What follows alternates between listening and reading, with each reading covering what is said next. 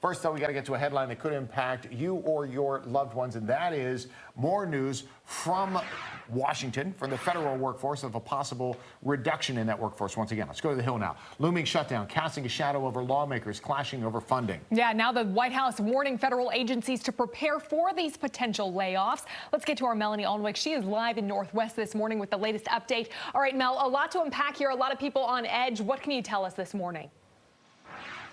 Yeah, so we are just 5 days from impact here, and there's going to be some very difficult decisions for Democrats in the days ahead. They say right now that they won't vote for this continuing resolution unless it includes provisions that would protect people from double-digit increases on their health care premiums. However, if they do vote for it and avert a government shutdown, that means we wouldn't have these mass federal layoffs. Layoffs that, frankly, will impact the local economy.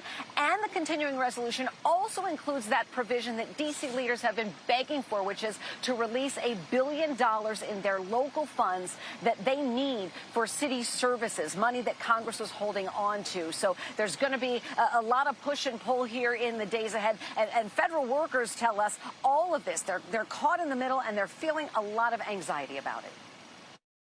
I just tell myself that I have responsibilities and I want to continue to be a credit to society and also to my race.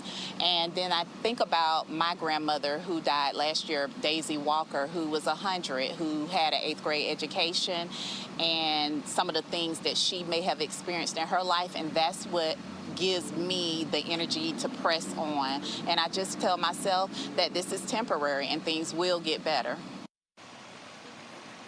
Now, making this shutdown even more risky is a memo from the Office of Management and Budget telling federal agencies to use the shutdown as an opportunity to fire employees in agencies with no other funding source or those working on programs that don't align with the president's priorities. Furthermore, once the shutdown is over, the memo says agencies should only bring back the smallest number of employees needed to legally operate. Now, some have questioned the legality of that memo. The OMB has not outlined specifically which agencies would be protected and which ones would be impacted. We do know that in general during shutdowns, we're talking about essential services such as defense, law enforcement, Social Security, Medicare.